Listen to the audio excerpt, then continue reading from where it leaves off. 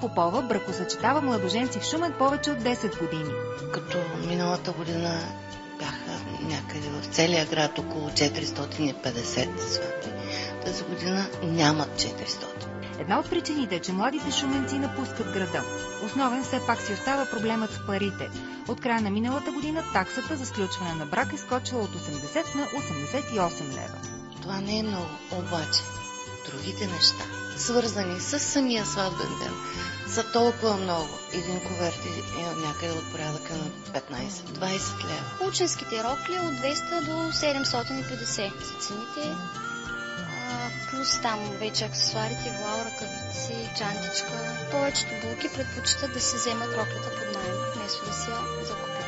Наема варира от 80 до 250 лева, зависи от цената на роклята.